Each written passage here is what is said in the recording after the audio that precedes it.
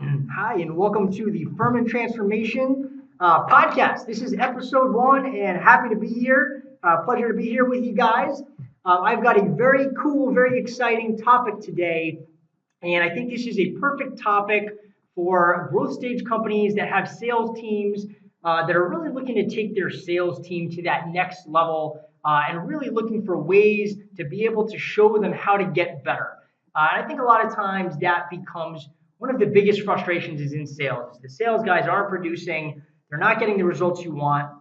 And telling them that over and over, unfortunately, is not going to fix it. The best thing that you can do in these situations is to actually look at, what are your sales guys doing? What is your team doing? What are they doing good? What are they doing bad? Find out who your top producers are. Find out who even if they're not top producers, your good speakers, your essentially closers in the making are, and be able to really bring out those good qualities and essentially show people those good qualities and essentially blanket that out to your entire team and really bring out the best in your team and really take them to another level. Now, that's not done overnight, and it's not done through one technique or one tip or one trick.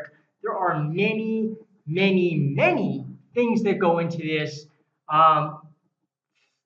From everything to how you say things, to the words you use, to how you envision it in your head, how your salespeople are envisioning it, how they're structuring the sale. There's so many different components. But for the sake of today, what I'd really like to focus on when you're really trying to take your team and you want to take that team to the next level, you want to hit some certain benchmarks, is the power of your voice. Okay. This is, in my opinion, by far one of the most important things, and is ridiculous how it is not covered by anybody. I mean, I have been through so many books just to see what people are putting out there, and for me, as having experiences, knowing that I can close deals, I look at what am I doing? What am I doing that's working? There are many different things, but one of them is how I use my voice. And singers talk about this. Different experts will talk about it in the context of speaking or giving speeches, but nobody really talks about it in the context of sales.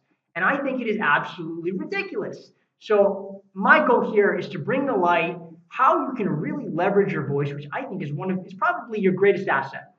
When you're doing B2B sales, or even if you're doing B2C phone sales, B2B phone sales, even if you're doing in-person sales, where they see you, you still got to have a great voice, and you've got to be able to use it to accomplish certain things. Okay, so that's what I'm going to dedicate this episode to. So when we talk about utilizing your voice, the first thing that I want to talk about here is going to be vocal tonality.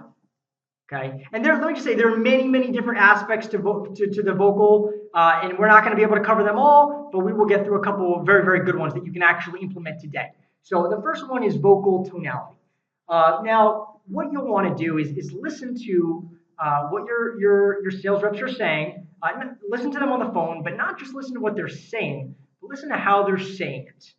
This is key, because the clients and the prospects are unconsciously, they're hearing what they're saying, but we're not always listening to how they're saying things. So I think listening to or focusing on vocal tonality, first of all. How do we do that? First of all, you've got to familiarize yourself with what vocal tonality is, what the concept of vocal tonality is. The best way to do that is to understand that speaking is really not much different than singing, or any kind of vocal activity, in the sense that when you're speaking, you're utilizing certain ranges of your voice, right? And right there, I just did sort of an exaggerated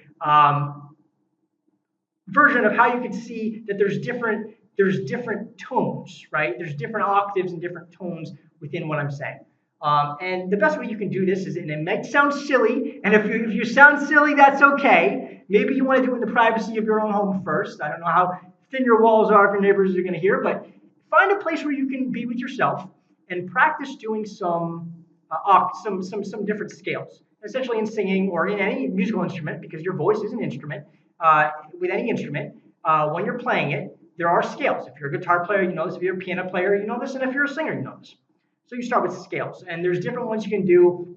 There's actually an audio book on this that I found phenomenal. He's not gearing anything towards sales. He's actually a singer himself, trains people in vocal, but phenomenal audiobook. The guy's name is Roger Love. It's called Vocal Power, and essentially what he'll do is he'll show you how to utilize different scales, and I'll give you an example. So for example, he'll say goog, right? So goog. You take that word. So you'll maybe you'll start with a low goog. So you'll go goog goog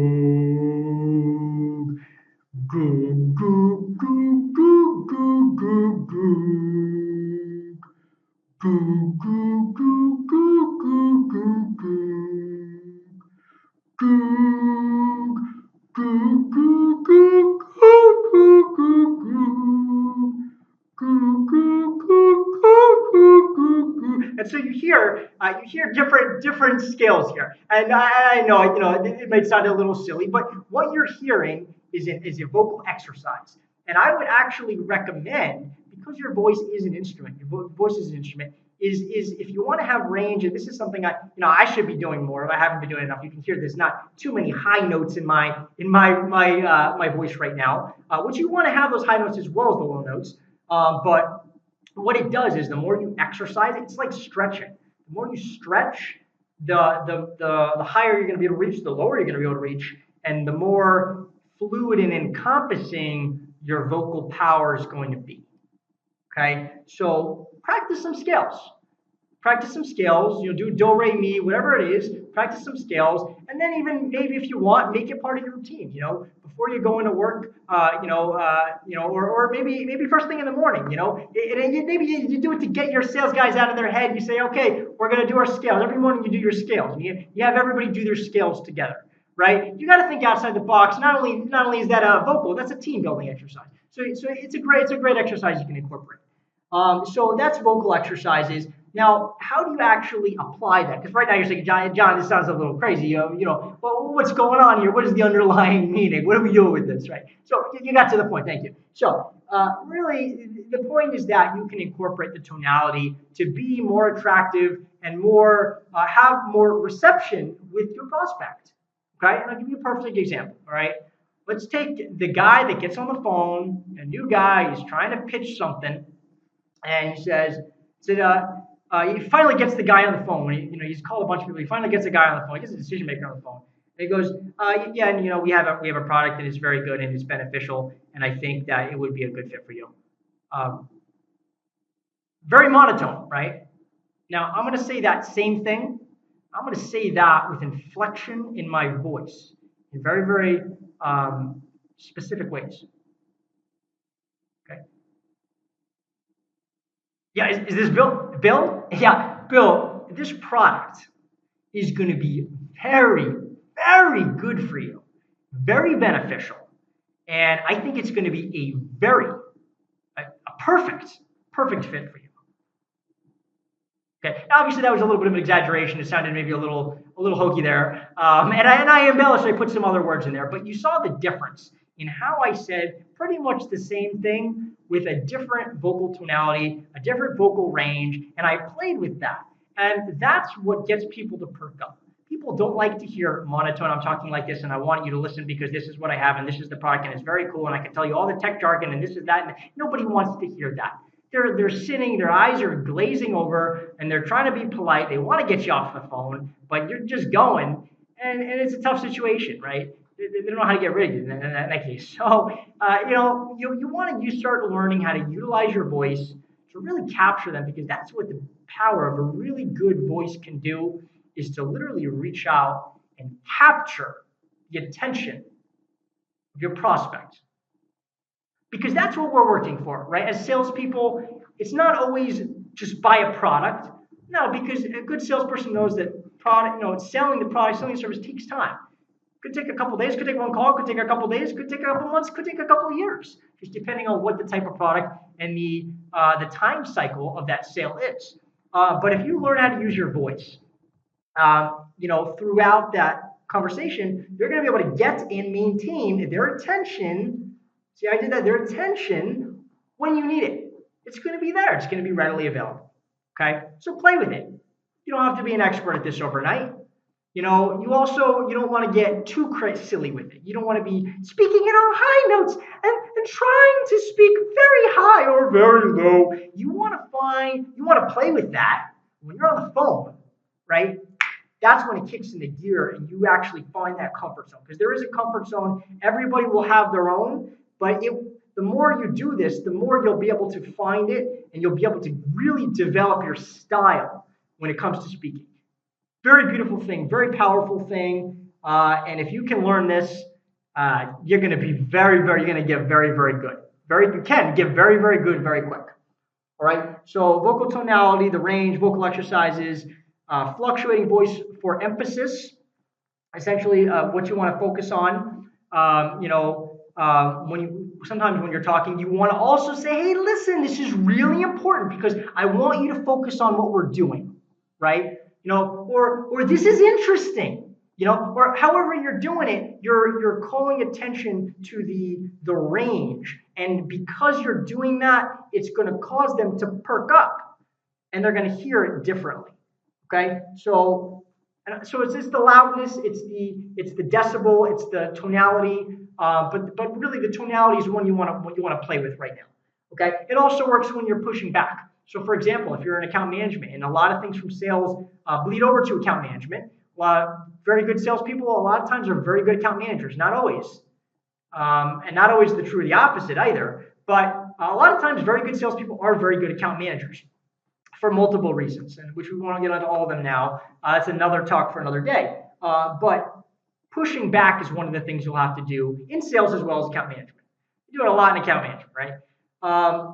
But you can push back. If you push back very weak, in a weak tone, it's not going to, you're going to get walked all over. All right, people are going to take advantage of that, and you're not going to be able to have control of the account. And you need to have control of the account, right?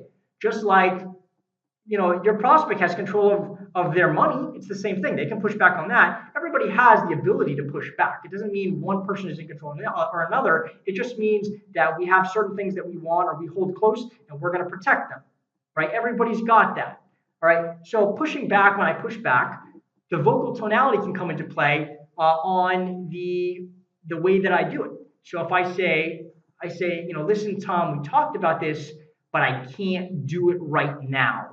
I can't do it right now. I can't do it right now. I know we talked about it, but I told you last week that, this was going to be tough. And I want to really tell you, per that conversation, now's not a good time. Okay. So I got low, or I could get high.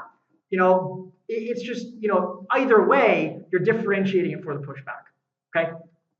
Very important. So let that one kind of sink in there. Try it, utilize it, implement it with your team. Do a group exercise. Get people out of their comfort zone. Great exercise to do. Okay. So that's vocal tonality. I think the next one I wanted to focus on here is timing. Now, I love timing because everything, not only in sales, but everything in life is timing. You really think about it, right?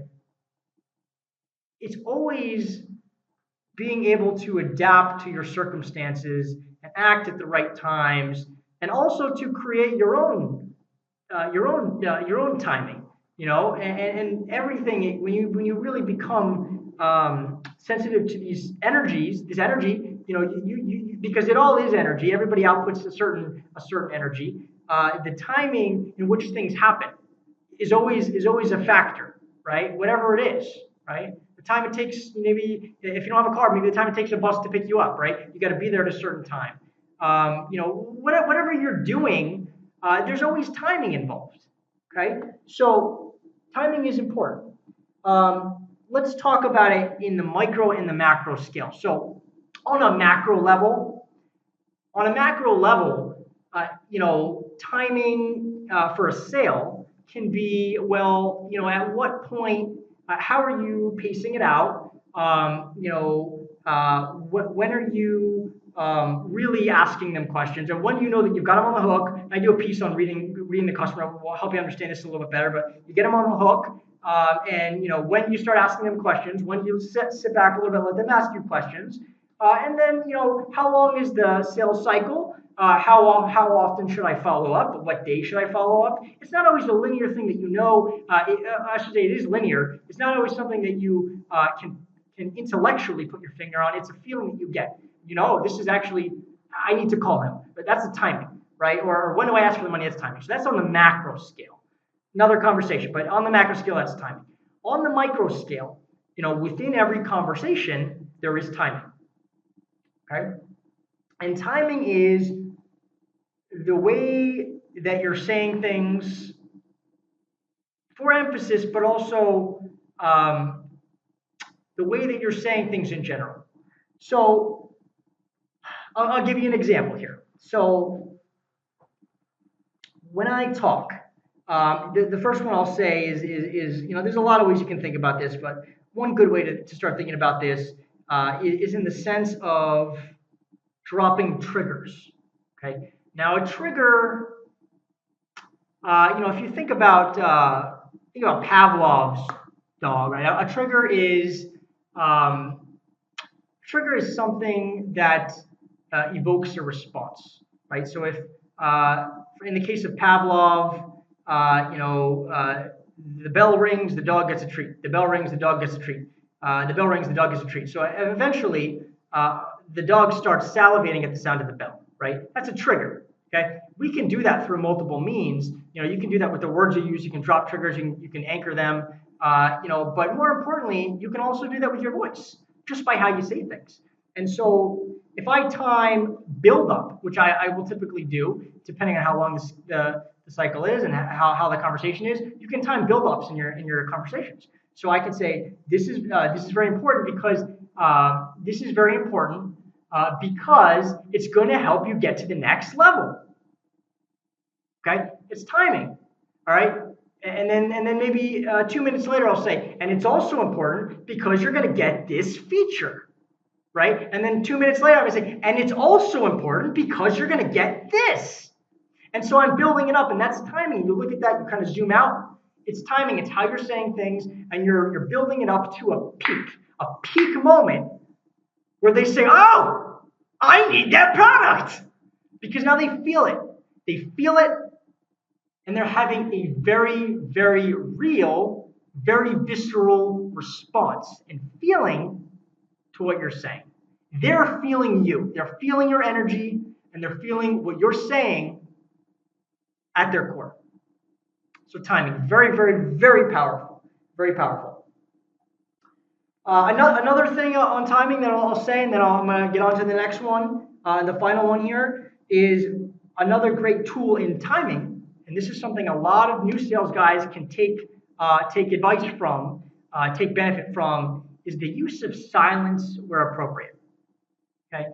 Oh, new guys will say to you, silence, like I'm trying to make a sale. I'm trying to they're trying to force it down their throat or something. But that's one of the worst ways to approach selling. You want to take your time, but you also and you want to get the message across. You do have to be quick, but not too quick. Not where you're trying to cram all the information down their throat and force them. You don't want to force anybody into a sale. You want to be heard.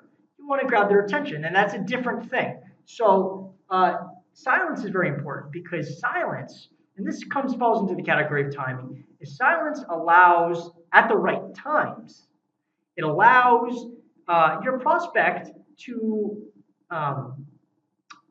internalize what you've said.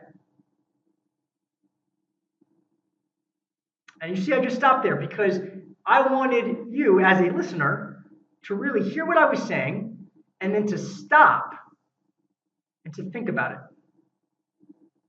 And most likely you did. Most likely you did because I wasn't trying to stimulate you with other information and other words and other vocal tones. You just had a moment to internalize the information and really make it your own. Right? That's important because that gives you an opportunity to either accept it or reject it, but at least to develop an opinion on it. And I don't always I'm not gonna. Being in sales is not in being in the business of always trying to just trying to sell a product. It's about commanding their attention and communicating very well, but also letting them feel or letting them know that they have an ability to accept or reject what you're saying. And you also want to have that respect for them, whether they do accept or reject it, because you're not going to try to sell somebody something that doesn't want it. So silence is very, very important. When used in the right timing, in the right times, can do wonders for you. Okay? So that's timing. Now the final thing I will get onto here is tempo, and then we will call it a day on this episode, and we'll wish you well. So the first one here is going to, the final one here is going to be tempo. Now tempo is another great sort of aspect to how you use your voice that you can think about in terms of keeping a metronome, right? So also, if you think of this in terms of a musical instrument, it's the speed at which a passage of music is or should be played, right? Like a beat, right? Like a, and then you got a da da da. You get a little extra, you get a little hi hat hit there. So a little drumming, right? A little drum just to give you a visceral experience, a little experience. So metronome is important because people like to have metronome. They don't want to hear you all over the place. A metronome gives you base camp, right? So you can kind of play around with the way that you say things and kind of the tonalities and the range and the timing, but you always come back to base camp because that's where people feel grounded and that's your tempo.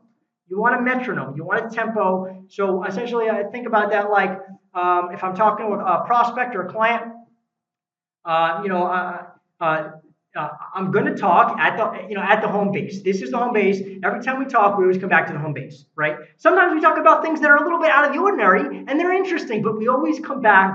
They're interesting, but we always come back to the home base, always, because that's important. Home base is important, right? So that was the metronome that I used, and that can be the consistent metronome that you use throughout. Now, sometimes you'll switch it up a little bit, but you can always come back to that base. Just like if you think about your favorite piece of music, and it's got the chorus, it attribute to the base camp metronome, right? They're singing the song, and they're singing the song, and it's the chorus, and then they're playing the main riff on the guitar, and then you got your solo, and you start going off and no no no no no no, and then it just goes nuts, right? But then you come back. And so that's your metronome. Learn how to keep a pace, learn how to keep a tempo, and find yours. Play with it. Play with it a little bit. You're not going to learn all this in one day. Play with it a little bit. The more you do it, the more you practice, the better you're going to get in all these areas, and the better you're going to be on the phone. Start incorporating this into your conversations. You're going to be very, very happy. You're going to get great responses, and it's going to be a great tool for you. Again, there's a lot more involved in how you use your voice, and there's a ton more things here. There's many other tools out there, but this is a great one. Get you started. Play around with it. Try playing around with it. Play around with your team. Get them doing some exercises, and just open this door. Show them this new opportunity. Show them this new door, and see where it goes. And just see what kind of responses you can get, and see how those phone calls go. Thanks so much for listening. Again, this is Jonathan Furman, founder and CEO from Furman Transformation. Pleasure to speak with you guys. Pleasure to be here. If you're interested in what we do, we're a growth agency. We work mainly with tech companies. We also work with some small and mid-sized businesses as well. But mainly with tech, and essentially what we do is really to catalyze growth in this industry right now. Through multiple means, whether it's the sales engine, the marketing engine, or the PR engine. You need to shake up, you need to change, and you want to start implementing new things. You want a growth agency behind you, not just a PR firm, not just an ad agency, not just a sales rep. You want a growth agency to really put all those pieces together. That's what we do, because it's one thing, it's growth. And that's what we do here at Furman Transformation. So if you're interested, you just want to talk, you want to ask me a couple questions, give me a call. You can reach me at the office, 561-571-0638. Again, it's Jonathan Furman of Furman Transformation, and we look forward to hearing from you soon. Thanks so much.